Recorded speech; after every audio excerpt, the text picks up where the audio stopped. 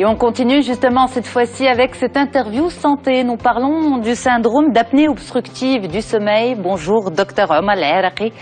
C'est avec vous qu'on en discute ce matin. Bonjour. Bonjour, je vous remercie pour l'invitation. Alors on rappelle, vous êtes diplômé en sommeil et sa pathologie.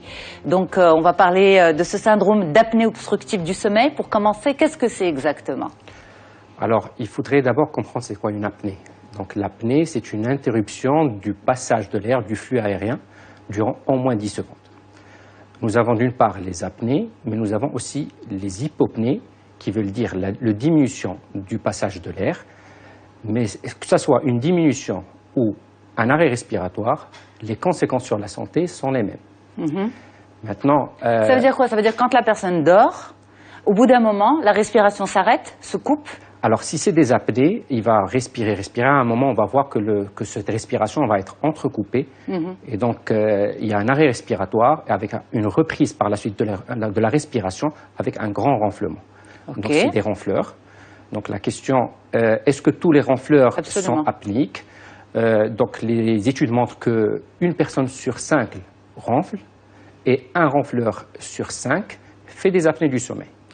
Donc, le ronflement, c'est quand l'air veut passer par les voies aériennes, quand il y a un rétrécissement, une difficulté du passage de l'air, le voile du palais entre en vibration et donc on entend ce son qui est gênant. Ok, donc toute personne qui ronfle ne fait pas forcément de l'apnée du sommeil? Une personne, un ronfleur sur 5, soit 20%, des ronfleurs sont apnéiques. Ok, alors est-ce que c'est commun, est-ce que c'est répandu cette apnée du sommeil? Donc, si on fait, comme je vous ai dit, donc c'est une personne sur 5 est ronfleur, donc c'est 20% de la population ronfle, et un ronfleur sur 5 fait des apnées, donc entre 4 jusqu'à 8% de la population font des apnées du sommeil. D'accord, ok. Est-ce qu'on en connaît les causes véritablement? Alors, les causes, pour les apnées, il y a un rétrécissement au niveau des voies aériennes. Donc, normalement, quand une personne... C'est à quel niveau de la sphère ORL? Alors, en fait, il y a un rétrécissement, on n'arrive pas toujours à localiser l'endroit. Ça dépend, en fait, mais en plus, ça dépend des gens. Donc, en fait, toute personne qui va ronfler et qui va faire des apnées du sommeil, il va y avoir, lors du sommeil, une diminution du tonus musculaire, une hypotonie musculaire. Ça veut dire que le muscle, son tonus, sa rigidité va devenir moindre et il sera plus flasque. Mais le muscle de quelle partie du corps? Du pharynx. Du pharynx, ok. Voilà, c'est les voies aériennes supérieures. Donc, s'il est plus flasque, il va se fermer. Donc, à ce moment-là, se produisent les apnées. Aussi, il y a des gens qui, à part le fait qu'il y a une hypotonie musculaire, il y a des facteurs qui font que on a plus de risques de faire des apnées. Notamment des gens qui sont obèses. Il y a une corrélation entre l'obésité abdominale et un dépôt graisseux au niveau pharyngé. C'est-à-dire plus l'individu a un ventre qui est grand, donc il va avoir plus de graisse au niveau des voies aériennes qui vont être rétrécies. Aussi, la position couchée, le fait qu'on soit couché sur le dos, on va avoir la langue qui va aller vers l'arrière. Mais quand on dort, c'est normal qu'on soit couché, allongé. Allongé. Mais les gens qui sont apniques, quand ils sont en position dorsale, ils vont avoir plus de probabilité de faire des apnées. Très bien. Mais quand on vient vous consulter, vous, en tant que spécialiste, on vient vous consulter... Pourquoi? C'est-à-dire, est-ce que la personne se rend compte qu'elle fait des apnées? Comment elle atterrit chez vous? Alors, les causes de consultation peuvent être différentes d'une personne à une autre. Alors, on peut avoir l'exemple typique du conjoint ou de la conjointe qui va se plaindre du ronflement qui la dérange. Ou aussi, il y a des conjoints ou des conjointes qui voient leur conjoint qui arrête de respirer et ils paniquent, ils pensent qu'il pourrait mourir lors de cet épisode d'apnée et donc ils viennent consulter dans ce sens-là. Parce que c'est un arrêt respiratoire visible pour l'autre personne? Si c'est des apnées, c'est visible. Si la personne est réveillée, bien sûr, elle va être visible. Alors tous les conjoints ne le voient pas parce qu'en fait ça dépend du conjoint, comment il dort. Donc si vous avez un conjoint qui dort très très bien, donc dès qu'il se couche, il va dormir, il a un sommeil profond, donc il ne va pas s'en rendre compte. Par contre, le conjoint, s'il a un sommeil, il se réveille plus facilement, il va plus noter qu'il y a des apnées. Ok. Alors quand on parle d'apnée du sommeil, on parle de syndrome, on ne parle pas de maladie. C'est quoi d'abord la différence entre maladie et syndrome, et pourquoi on parle de syndrome d'apnée du sommeil? Syndrome, c'est le fait qu'il y ait... Alors, parce que toute personne, même normale, on peut faire des apnées, mais on en fait moins de 5 par heure. Okay. Maintenant, quand une personne va faire plus de 5 apnées ou hypopnées par heure, c'est ce qu'on appelle le syndrome d'apnée obstructive du sommeil, et ce n'est plus une apnée normale, c'est une apnée dans le cadre d'une maladie. Très bien, donc c'est une série de facteurs. Une autre question, est-ce que toutes les personnes qui font des apnées ronflent forcément? Alors, on va dire que la majorité vont ronfler, mais on va dire l'intensité du ronflement peut être différente, et donc il peut ne pas y avoir la plainte. Spécialement une grande plainte, les gens peuvent se présenter et vous dire « je ronfle très légèrement », etc. Mais on va dire que la majorité des gens qui font des apnées obstructives du sommeil, dues à l'obstruction des voies aériennes, ronflent parce que quand les voies aériennes se rétrécissent, la difficulté du passage de l'air fait que l'individu va ronfler. Est-ce que c'est un syndrome qui touche plutôt les adultes ou ça peut concerner également les enfants? Alors ça concerne tout le monde, mais c'est principalement les adultes. Les enfants, mais surtout quand ça touche les enfants, on va dire, généralement ils ont de grandes amygdales et il suffit de faire une amygdalectomie pour que ça soit résolu. Ok, alors on a parlé du ronflement comme, on va dire, principal symptôme. Il n'y a pas que ça. Donc maintenant, à part le ronflement, bien sûr, les gens vont avoir une symptomatologie diurne, une symptomatologie nocturne. Ok, donc alors, des caractéristiques de la journée, des caractéristiques de la nuit. Alors, courant de la journée, c'est des gens qui vont être plutôt somnolents, ils vont se plaindre de somnolence diurne excessive. Grosse fatigue? Alors ça dépend des gens, en fait. Ça peut aller de quelqu'un qui vous dit « je me sens un peu fatigué » que des gens qui peuvent même s'endormir en 10 secondes à l'arrêt dans un feu rouge. Okay. Il y a des gens qui peuvent même ne pas se plaindre de la somnolence parce que c'est un symptôme qui est subjectif. C'est comme la douleur, donc tout le monde ne l'éprouve pas de la même manière.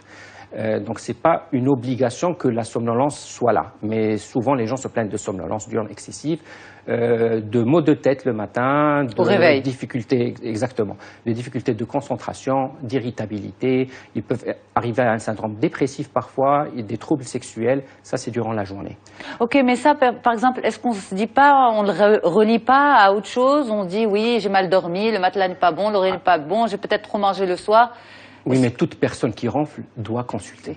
D'accord. Doit consulter. C'est ça la base. Donc toute personne qui ronfle doit consulter un spécialiste en apnée du sommeil pour qu'il lui puisse faire d'abord son interrogatoire pour qu'il y ait une suspicion d'apnée du sommeil. Alors, symptômes de la journée, vous les avez décrits. Symptômes de la nuit maintenant. Alors, symptômes de la nuit, alors c'est des gens qui vont... On peut observer, mais ce n'est pas obligé, comme je vous ai dit, on peut observer des arrêts respiratoires par la conjointe ou le conjoint peut observer ça. Les gens peuvent se réveiller avec une sensation de sursaut, avec une sensation d'étouffement. Ok. Mais ce n'est pas une obligation. Les gens peuvent se réveiller le soir pour aller faire pipi, plusieurs fois par nuit. Pourquoi? Donc, en fait, il y a un lien un lien pathogénique, c'est-à-dire que les gens qui vont faire des apnées, il va y avoir une hormone qui va être sécrétée par le cœur qui fait que les individus vont aller plus faire pipi. Ça ne peut pas dérouter le diagnostic vers, je ne sais pas, moi je pense à un homme, vers un problème de prostate? Oui, c'est possible, mais toute personne qui ronfle, s'il est ronfleur, il va falloir faire En fait, le ronflement, c'est vraiment la grosse sonnette d'alarme. Voilà, le ronflement, ce que je dirais, c'est la partie émergée de l'iceberg. Absolument. Donc tous les ronfleurs ne sont pas apnéiques, mais c'est le signal d'alerte, c'est le signal d'alarme, c'est cette plainte sur laquelle tout doit se construire pour aller rechercher plus loin est-ce que la personne souffre ou non d'apnée du sommeil. Très bien. On va parler des complications, docteur Omar El-Araqi. Vous dites toute personne qui ronfle, et vous l'avez bien expliqué, c'est la partie visible de l'iceberg, de ces fameuses apnées du sommeil. Les complications à court terme, justement, quand on ne consulte pas rapidement. Alors, les complications à court terme, je vais revenir un peu à l'explication qu'est-ce qui se passe quand quelqu'un fait des apnées. Donc, quand quelqu'un fait des apnées à cause de l'hypotonie musculaire au niveau pharyngé, donc il y a une fermeture, et systématiquement, on va avoir un allègement du sommeil ou un réveil, un vrai réveil. Okay. Mais en général, c'est plutôt ce qu'on appelle un micro-éveil. Ça veut dire que le cerveau de l'individu se réveille sans qu'il s'en rende compte.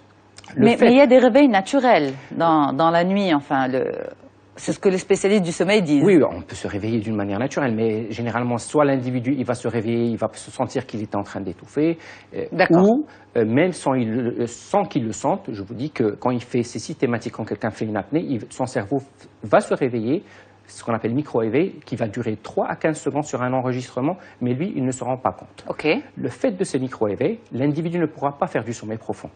Donc il essaye de faire un sommeil profond qui est récupérateur, tout à fait. Mais le fait qu'il y ait le micro-réveil, ça le fait monter d'un sommeil profond à un sommeil léger. On arrive à avoir des gens qui ne font pas du tout du sommeil profond. Et en fait, ça revient à ces symptômes de la journée, fatigue, irritabilité. Exactement. Donc le fait qu'il ne dort pas bien la nuit, donc il va se réveiller fatigué, irritable, il n'a pas pu se reposer, donc, et ça, donc il y a des problèmes au niveau du travail, il ne peut pas se concentrer, sociaux, il peut arriver à un certain moment que l'individu n'arrive même plus à faire des activités sociales, et n'oublions pas, bien sûr, et n'oublions pas des risques majeurs, risques d'accidents de travail, n'oublions pas les gens qui travaillent avec des objets coupants, n'oublions pas nos chauffeurs professionnels, ceux qui travaillent sur la route, et même les non-professionnels, mais j'insiste sur les poids lourds.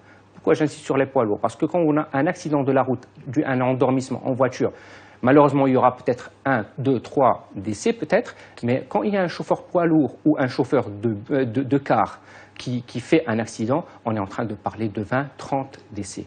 Donc c'est accident de travail et accident de voie publique. Les complications à long terme, docteur? Alors, complications à long terme, le fait de faire des apnées... Vous parlez de long terme à partir de combien de temps, en fait? Alors, ça dépend des gens et ça dépend de la sévérité des apnées. Alors, en fait, on n'a pas discuté de la sévérité. En fait, au niveau de la sévérité, elle est classée en léger, modéré et sévère. De 5 à 15 apnées, hypopnées par heure, on considère que c'est léger. De 15 à 20 hypopnées par heure, pardon, 15 à 30 hypopnées par heure, c'est modéré. Et supérieur à 30 apnées hypopnées par heure, c'est considéré du sévère. Bon, j'ai eu des gens qui en font 60, 70 apnées hypopnées par heure, 80 et même 100. Et donc, c'est des gens qui sont à un grand risque cardiovasculaire. Parce que c'est un arrêt de la respiration. Le fait de faire un arrêt de la respiration, votre oxygène dans le sang va systématiquement diminuer. Systématiquement, il y a un système qui se met en place qui fait qu'il y a une augmentation du rythme cardiaque, une hypertension artérielle à ce moment-là. Mais sur le long terme, cette hypertension artérielle devient continue. Donc, c'est des gens qui vont faire plus d'hypertension artérielle et donc un risque cardiovasculaire sur le long terme, plus de risque d'infarctus du myocarde et plus de risque d'AVC. Alors, on va courir un petit peu, on va accélérer le rythme un petit peu, docteur. Pour le traitement, est-ce qu'il y a des traitements efficaces? Alors, le traitement, il y a différents types de traitements. Si les gens font des apnées seulement en position dorsale, donc on mettra un traitement positionnel, ce qu'on appelle la balle de tennis, c'est mettre une balle. Ça dépend de votre diagnostic, exactement, bien sûr, ce qui est tout un processus. Exactement. Maintenant, il y a 3 grands volets, ou 4 grands volets. Premièrement, nutritionnel, perte de poids, si la personne a une obésité, mais ce n'est pas toujours le cas. Maintenant, si c'est le traitement de référence, c'est ce qu'on appelle la PPC, pression positive continue. C'est un compresseur d'air qui envoie de l'air à pression pour éviter la désobstruction mécanique. Maintenant, si les gens ne font pas beaucoup d'apnée, on peut leur proposer d'autres alternatives, notamment ce qu'on appelle une orthèse d'avancée mandibulaire, parce que les gens qui ont Qu'est-ce que c'est exactement? C'est un appareil bucco-dentaire qui fait qu'on avance la mandibule et la langue vers l'avant pour une réouverture des voies aériennes. Et s'il a un problème anatomique, notamment de grosses amygdales ou une mâchoire qui revient en arrière, on peut proposer des traitements chirurgicaux. Alors, est-ce qu'il y a aussi le facteur héréditaire? Est-ce que c'est une histoire de famille? Alors, il y a un facteur héréditaire, mais ce n'est pas obligatoire. On voit des gens, des familles, surtout quand il y a une obésité ou une malformation congénitale, etc. Donc, il y a cette possibilité-là. Et pour finir, est-ce qu'on peut en guérir? Alors, en guérir, l'état actuel de la science fait que si c'est une obstruction mécanique et on opère, bien sûr qu'on peut arriver à une guérison. Maintenant, s'il n'y a pas d'obstruction mécanique et on est sous pression positive continue, qui est la telle pneumatique, ça, pour l'état actuel de la science, c'est un traitement sur le long terme. Mais la science est en train d'avancer. Actuellement, il y a des essais pour faire une implantation, ça se fait aux États-Unis, c'est en état d'étude, qui envoie un stimulus nerveux au niveau des muscles pharyngés pour une réouverture des voies aériennes. C'est assez compliqué, c'est-à-dire que ce n'est pas une simple prise médicamenteuse. Ah non, il n'y a pas de médicament actuellement. Il n'y a pas de médicament. Pour le moment, mais peut-être qu'un jour ça pourrait arriver. Eh bien, merci pour toutes ces explications, Dr Omar El-Araqi. Je rappelle que vous êtes installé à Casablanca et vous êtes diplômé en sommeil et sa pathologie. Merci pour toutes ces explications. Je vous remercie. Pour les téléspectateurs dont on se dit tout. Quant à moi, eh bien, je vous retrouve très très vite. C'était un plaisir et un honneur pour moi de vous servir ce matin. J'espère que ça va mieux pour les histoires des contrôles et des évaluations et des notes de vos enfants.